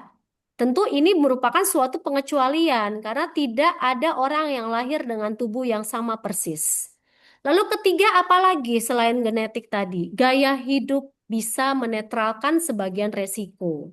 Ya, mungkin dia merokok, tapi dia aktif bergerak, ya. Dia olahraganya kenceng, dia petani, dia nelayan, dia pekerja buruh bangunan yang setiap hari aktivitas fisiknya tuh luar biasa. Sehingga ada faktor netralisir sebagian resiko. Bukan berarti saya bilang ya udah Bapak boleh ngerokok tapi Bapak jadi kuli bangunan ya nggak begitu, bukan. Ya, jangan dianggap seperti itu. Artinya ada gaya hidup tertentu yang mungkin dilakukan oleh perokok ini sehingga bisa menetralkan sebagian resiko dia. Selain itu apalagi? Seperti misalnya makannya sederhana, dia ngerokok tapi dia makan nggak macem-macem Bu Pupu. Makannya tuh tiap hari sayur, lauk gitu ya. Dia nggak makan makanan yang banyak mengandung pengawet. Dia jarang jajan ke Maret-Maret itu gitu ya. Atau faktor lain, dia jaga tuh berat badan dia tetap stabil. Atau faktor lain, dia nggak stres. Hmm. Ini jadi faktor penentu semua. Kenapa orang rokok jadi panjang umur? Kenapa dia jadi tidak panjang umur padahal dia tidak merokok? Bisa jadi orang tersebut ternyata mungkin punya jantung bawaan. Mungkin orang tersebut berdiam diri terus di rumah aktivitasnya kurang gerak. Makannya kita nggak tahu kan. Makannya mungkin juga tiap hari makanan processed food yang banyak mengandung pengawet. Yang menyebabkan dia kemudian meninggal lebih cepat. Nah, jadi ada yang tidak merokok tapi jarang bergerak atau mungkin obesitas atau mungkin stres kronis gitu ya. Kerjaannya berantem mulu sama tetangga mungkin atau faktor tidurnya terganggu terus atau makannya di rumah berlebihan kan kita nggak tahu ya. Ini bisa menjadi penyebab dia meninggal lebih cepat. Ya, jadi rokok itu bukan satu-satunya faktor. Itu jawaban cerdas kalau ibu-ibu cerdas ini ditanya oleh orang, ya. Kita jawab dengan cerdas. Sehingga kita juga bisa mentransfer apa yang kita tahu kepada mereka dan syukur-syukur bisa menimbulkan rasa keinginan untuk beliau bisa menghentikan rokoknya. Dan ingat ibu-ibu, banyak perokok yang dalam tanda kutip terlihat sehat. Padahal satu, paru-parunya sudah rusak tapi belum bergejala. Kedua, pembuluh darahnya sudah menyempit tapi belum bergejala. Yang ketiga, fungsi parunya sudah turun tapi masih dalam tahapan yang bisa dikompensasi oleh badan sehingga gejala sesak belum terlihat. Ya. Nah, gejalanya baru sering muncul mendadak di usia lanjut dalam bentuk serangan jantung, stroke, gagal paru, dan kanker. Jadi artinya panjang umur tidak sama dengan sehat sepanjang hidup. Iya. Jadi pada pasien orang-orang yang merokok dia sedang menabung untuk masa depan ke depannya mungkin serangan jantung, stroke, gagal paru, kanker bukan mendoakan tapi mereka memiliki faktor yang akan meningkatkan terjadinya kejadian ini lebih tinggi. Ya, Jadi eh jangan hanya mengingat yang selamat. Jangan hanya mengacu pada kakek kita umur 90 tahun tuh udah ngerokok dari zaman dia SMA masih panjang hidup, panjang umur tuh sampai sekarang tuh masih ada tuh umur 90 tahun ya. Tapi coba kita ngitung yang meninggal di usia 50, yang stroke di usia 60, yang hidup dengan sesak napas seumur hidup sampai sekarang akibat dari merokok, ini harus kita jadikan bahan pertimbangan. Mereka-mereka ini orang-orang yang saat ini masih lolos dari dari efek dari merokok. Tapi bukan berarti orang yang selamat dari efek rokok. Ya, begitu Bu Pupu ya. Mudah-mudahan pemahaman ini Eh, bisa dipahami. Jadi betul-betul kita punya pijakan kuat untuk mau menjadi penggerak suami, tetangga, orang tua untuk bisa berhenti merokok. Gitu ya, iya. Bu Pupu. Puas banget nih panjang lebar ya. Bu Gaca maaf ya namanya itu di situ Bu Gaca. Saya sebut Bu Gaca aja. Maaf ya Bu ya. Nggak jadi. Oke. Lanjut ke ini aja Raisen ya dok ya. Di Ya, sini ada Bu Seri Lubis. Monggo Bu, Bu Seri silakan. Bu Seri silakan. Selamat pagi. Udah siang ya, Bu? Udah siang. Udah siang Ya. dok. Masakan udah Assalamualaikum ya. selesai ya, berarti ya. Masak udah ya. Udah. Iya, Bu Seri. Assalamualaikum warahmatullahi wabarakatuh. Waalaikumsalam warahmatullahi wabarakatuh. Silakan, Bu. Ini saya Seri Wabarakatuh. Lubis dokter. Siap. Kalau pertanyaan saya terlalu basically ya, karena memang sebenarnya saya pure pasien dokter Nuli kebetulan. Ya, Jadi ya. apa namanya pertanyaan saya sangat basic mungkin sebagai orang awam. Saya ingin menanyakan mengenai diabetes dok. Ya, silakan, Bu. Kita tahu kan diabetes itu salah satu faktornya adalah lifestyle dan genetik. Terus yang ingin saya tanyakan, apakah sebenarnya DM ini juga the silent killer juga, dok? Karena mengingat penyakit diabetes ini kan sering dihubungkan dengan penyakit lain, katanya berpotensi besar untuk menimbulkan komorbid lain gitu. Ya, Seperti saya penderita diabetes kena jantung juga. Apakah ini ada korelasinya? ya. Itu dok. Yang kedua pertanyaan saya mengenai ciri-ciri orang yang kena diabetes salah satunya adalah keputihan. Mm-mm. Saya usianya udah pralansia dan udah lama menopause. Yang Mm-mm. saya alamin sekarang adalah saya sering kena ada flek coklat dok. Ya, Bukan putih, flek coklat. Saya udah dirujuk juga sama dokter Nuli kebetulan ke Objin, udah di pap smear, hasilnya alhamdulillah bagus-bagus saja. Tapi sering sekali saya capek dikit saya ada flek coklat. Itu sebenarnya akibat dari diabetes saya atau apa gimana dok?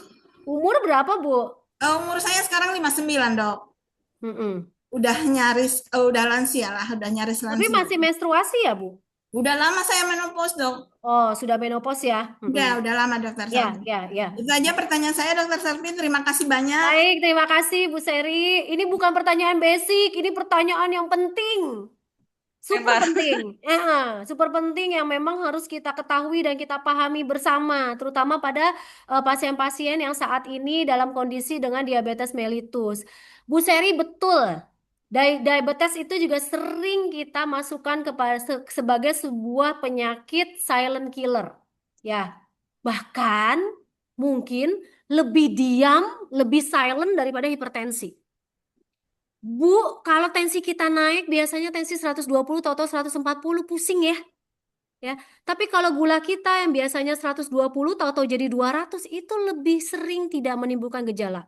Ya. Betul. Jadi sebetulnya apa yang disampaikan oleh Bu Seri itu betul adanya. Diabetes juga termasuk penyakit yang masuk kepada silent killer. Kenapa? Satu, diabetes itu bisa bertahun-tahun tanpa gejala. Ya, pada fase awal, bahkan saat gula darah itu sudah tinggi, ya, Bu Sari sudah di atas 200 gitu ya, orang tuh nggak ngerasa sakit. Ya, dia tetap bisa bekerja. Dia merasa baik-baik saja. Gejala klasiknya seperti sering haus, sering kencing, atau berat badan yang turun, sering baru muncul saat gula darah sudah tinggi dalam waktu yang lama. Artinya, kerusakan sudah berjalan sebelum tubuh mengeluh. Itu yang jadi masalah kita. Kerusakan akibat kencing manis sudah berjalan sebelum badan kita mengeluh. Seringkali saya dapatkan keluhan pertama pasien yang datang ke kita adalah pandangan mata kabur. Ya. Kalau sudah sampai pandangan mata kabur, itu minimal sudah 5 tahun. Itu udah minimal banget itu Bu, 5 tahun gula darahnya tinggi. Selama 5 tahun ke belakang, kita suruh pasiennya ingat-ingat Bu, ada keluhan apa nggak? Nggak pernah ngeluh apa-apa. Pengajian lancar, arisan lancar, kondangan lancar. Olahraga sebetulnya masih ikut-ikut 1 minggu sekali. Ya, tidak ada keluhan spesifik, tidak ada sering lapar, sering kencing, sering haus, tidak ada. Ya, tapi ini perjalanan yang sudah berjalan panjang sehingga datang ke kita sudah dengan komplikasi mikrovaskuler, yaitu pembuluh darah mata yang sudah terkena. Ya. Lalu yang kedua, ya, kerusakan juga terjadi diam-diam di organ vital. Bu, organ vital tuh jangan asosiasinya ke bawah aja ya, Bu. Organ vital itu jantung, mata, otak, saraf, kaki, ginjal, ya. Nah, gula darah tinggi itu seperti air manis yang ngalir terus-terusan di pembuluh darah. Nah, kandungan air manis yang tinggi terus berjalan di dalam sedotan akan membuat sedotan cepat rusak. Bila dibandingkan dengan air yang dalam sedotan adalah air yang tidak memiliki kandungan gula yang tinggi. Artinya, kadar gula darah tinggi yang selalu mengalir dalam aliran darah yang melewati berbagai macam organ akan menyebabkan merusak organ tersebut secara pelan-pelan. Mata jadi kabur, otak jadi stroke, jantung serangan, saraf kaki sering kebas, luka jadi susah sembuh. Lalu kemudian ginjalnya jadi gagal ginjal. Akhirnya cuci darah. Pasien dokter Nuli banyak banget tuh yang kena cuci darah, ya. Nah, jadi yang bikin bahaya karena rusaknya nggak kerasa, tapi dampaknya permanen. Orang kalau sudah gagal ginjal, tidak ginjalnya mau kembali lagi seperti normal. Orang yang sudah matanya rusak akibat gula tinggi terus-menerus, ya, mungkin setelah ditangani dokter mata akan ada perbaikan, tetapi untuk kembali total seperti sedia kala tidak bisa. Orang yang sudah serangan jantung pun pasti akan ada sequelenya atau gejala sisanya. Pun sama dengan yang kesemutan akibat kadar gula darah, produk akhir dari gula darah yang berlebih menumpuk di ujung jari dan tangan, kesemutan akan berkurang, tapi tidak sepenuhnya hilang. Sehingga banyak pasien yang baru tahu saat sudah ada komplikasi ini. Saya baru tahu dok punya kencing manis setelah saya stroke. Saya baru tahu setelah mata saya kabur dok. Setelah saya cuci darah saya baru tahu dok. Nah, artinya apa? Diabetes itu sudah ada jauh Bu sebelum diagnosa. Ya, beda ya Bu kalau kita sakit emah. Sakit emah perut langsung nyeri, asam urat sendinya langsung sakit. Tapi kalau diabetes nggak ada nyeri, nggak ada demam, nggak ada sesek. Tapi ternyata punya efek merusak, efek destruktif yang paling luas. Ya, prediabetes kalau kita bicara prediabetes lebih sunyi lagi itu, lebih silent lagi kalau prediabetes tuh ibu-ibu. Gula darah mulai naik tapi hampir 100% tanpa ada gejala. Jadi betul diabetes adalah silent killer, tidak membunuh secara langsung, tidak membunuh secara cepat, tapi menggerogoti perlahan-lahan. Kerusakan sering baru terasa saat sudah berat, ya. Sehingga perlu kita sampaikan bahwa deteksi dini jauh lebih penting daripada kita menunggu gejala hadir. Jadi, kalau ibu-ibu mau edukasi tetangga, mau edukasi teman-teman pengajian, tolong sampaikan. Diabetes jarang membuat sakit di awal, tapi diam-diam akan merusak banyak organ penting. Karena itu diabetes tidak boleh kita takuti, tapi dalam arti harus kita deteksi dan dikendalikan sejak dini. Kalau yang takut biasanya akhirnya suka pada nggak mau tuh cek gula darahnya. Akhirnya jadi kejadian deh silent killer ya. Jadi jangan ditakuti, tapi kita deteksi dan kita kendalikan sejak dini ya Bu ya. Mudah-mudahan Bu Seri puas dengan jawaban tersebut. Lalu saya sampaikan untuk yang kedua. Flek coklat, Bu Seri sudah menopause. Apa bagian dari apa? Apakah ini bagian dari kencing manis atau bukan? Nah, ini nih penting ya, Bu. Sering muncul pada pasien perempuan yang sudah menopause. Jawabannya nggak tunggal, Bu, karena biasanya ini merupakan gabungan dari beberapa proses. Yang pertama, flek coklat pada perempuan diabetes pasca menopause itu disebabkan oleh karena estrogen yang turun. Ada perubahan hormon menopausenya. Estrogen menurun tajam, kulit jadi tipis, warna kulit jadi tidak merata, flek coklat lebih mudah muncul ya. Tapi dia tentu tidak bukan penyebab tunggal. Lalu kemudian yang kedua, efek dari gula darah yang tinggi itu.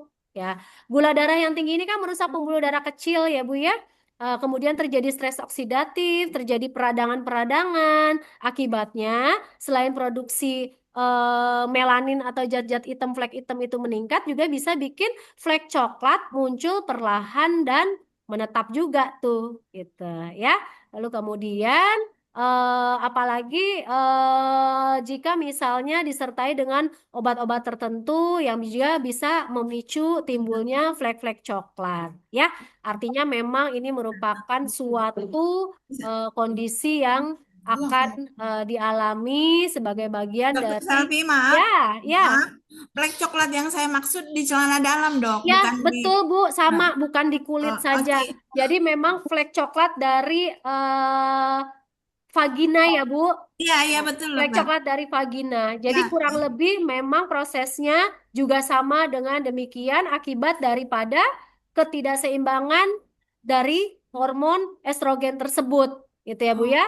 oh ya. Jadi yang paling penting harus Ibu ingat ya, sekecil apapun eh, flek yang terjadi setelah kita menopause ya tentu Ya, memang tidak boleh kita diamkan, harus mm-mm, kita waspadai, tapi ya, jangan juga menjadi sesuatu yang bikin kita stres. Yang ya, paling penting kita mesti pahami ada suatu kondisi atrofi vagina pada saat kita sudah mengalami menopause. Ini menjadi penyebab yang paling banyak eh, akibat dari estrogen yang turun drastis. Dinding vaginanya jadi nipis, dinding vaginanya jadi kering, pembuluh darahnya menjadi rapuh, sehingga mudah luka ringan, keluar perdarahan-perdarahan sedikit-sedikit sebagai flek coklat, biasanya disertai dengan vagina yang terasa kering, ya, nyeri betul. atau perih pada saat berhubungan, kadang-kadang terasa gatal atau rasa terbakar, diperberat oleh kencing manis, gitu, sehingga flek coklat ini menjadi berkala dia timbul. Jangan lupa juga pada peradangan ya Bu ya. Peradangan atau infeksi vagina juga bisa bikin flek coklat atau flek-flek yang keputihan yang bercampur dengan darah. Begitu ya. Tapi juga tetap ya Bu, ada satu yang harus kita waspadai. Ibu sudah betul tadi mengikuti Oh iya, arahan dari Dokter Nuli untuk menjalankan yang namanya pemeriksaan pap smear ya. Kita juga perlu waspadai adanya polip-polip pada serviks atau pada rahim yang udah sering pernah udah. menimbulkan gejala perdarahan yang sedikit-sedikit muncul sebagai flek coklat. Penebalan dinding rahim sebagai bentuk dari penebalan hiperplasia daripada dinding lambungnya, dinding rahimnya yang lebih sering terjadi pada pasien diabetes juga bisa menyebabkan hormon gak seimbang dan akhirnya terjadi flek-flek coklat tersebut. Tapi Ibu sudah betul, sudah mengikuti arahan dari Dokter Nuli untuk kemudian memeriksakan pap smear tadi, ya. Nah, Ya, ya. demikian Ibu. Ya, Alhamdulillah terima kasih banyak Dokter Selvi. Sama-sama, Alhamdulillah Mbak Pupu. Bu Seri puas ya. Dok, Alhamdulillah, Mbak Pupu. Masih banyak sebenarnya di kolom chat nih. Cuma waktu tidak mengizinkan. Udah time is over. 11:05, Dok. Ya, tutup aja Mbak Putu. Terima kasih Dokter Selvi. Ya. Ya, mungkin ditutup aja ya, Dok ya. Iya. Oke. Para hadirin peserta webinar hari ini, maaf ya untuk yang belum bisa dijawab pertanyaannya. Mungkin mudah-mudahan ada kontak person ya yang langsung sambung ke Dokter Selvi ya. Mungkin kita tutup webinar ini dengan pembacaan hamdalah. Alhamdulillahirabbil alamin. Mbak Pupu, kita dokumentasi bersama. Boleh Dok, boleh Dok. Iya, tolong dibuka ya kameranya ibu-ibu semua.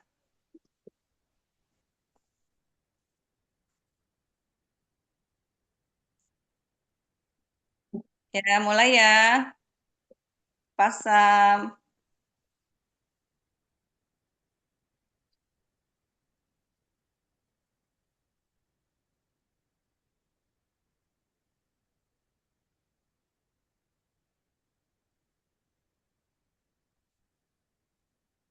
Ya, sebentar. Ya, sip. Hmm. Udah ya? Terima kasih. Ya.